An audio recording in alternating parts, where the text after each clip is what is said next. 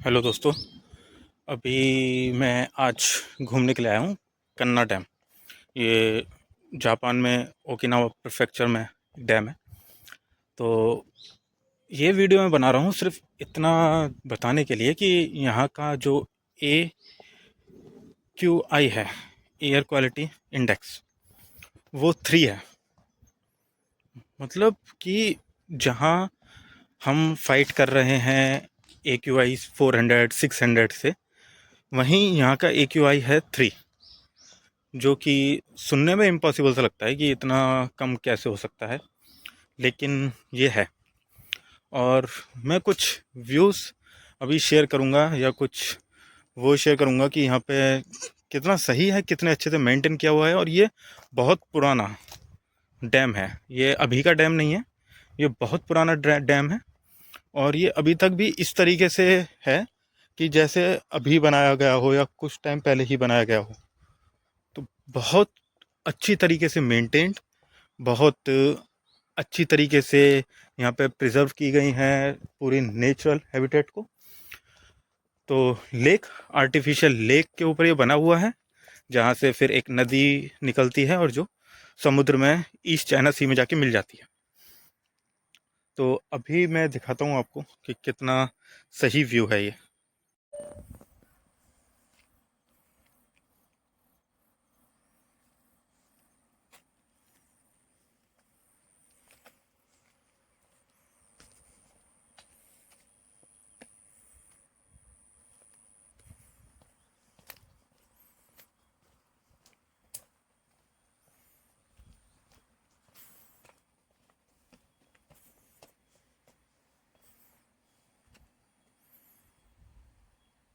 तो ये है डैम, और ये बहुत पुराना बना हुआ डैम है। और ये जिस तरीके से बना हुआ है वो अपने आप में एक आर्किटेक्ट का बहुत अच्छा नमूना है।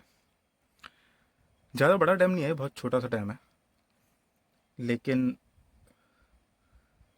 जिस तरीके से मेंटेन्ड है वो सबसे ज़्यादा इम्पोर्टेंट चीज़ है।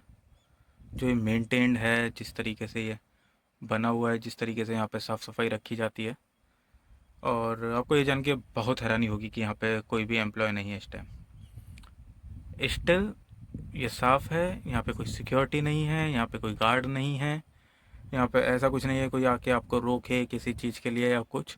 यहाँ पे आई थिंक हम सबको पता है कि क्या नहीं करना चाहिए और इस चीज़ को किस तरीके से हमें लेना चाहिए, किस तरीके से एंजॉय करना चाहिए, वो हमें पता है। तो उसी सिविक सेंस पे ये चीज़ यहाँ पे चल रही है। लेकिन जो सबसे बेस्ट चीज़ है वो है AQI।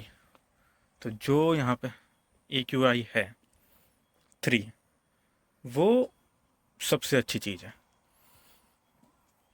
जहाँ हमें इतना 400 600 इवन 1000 तक हम फाइट कर रहे हैं AQI से अपने कंट्री में, वहीं पे हमें यहाँ से शायद कुछ सीखना चाहिए।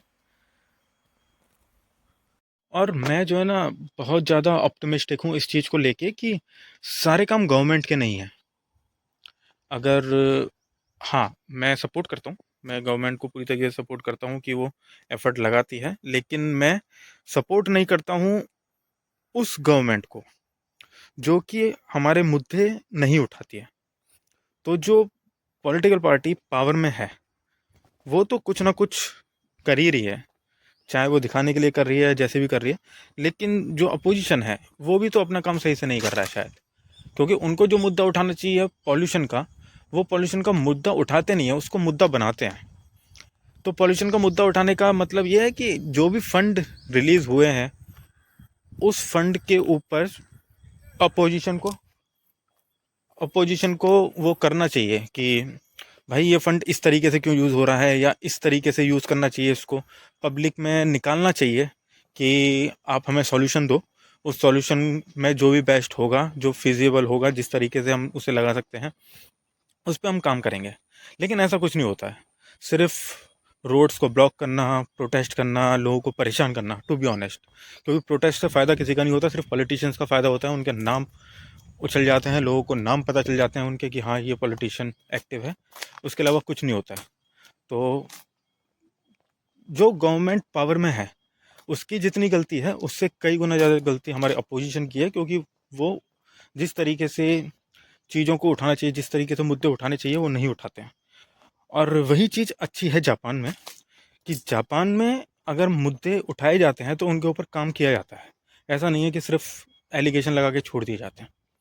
तो उम्मीद है शायद आज नहीं तो कल कुछ लोग इस चीज़ को समझेंगे और सही मुद्दों को लेके आगे बढ़ेंगे और देश को सपोर्ट करेंगे।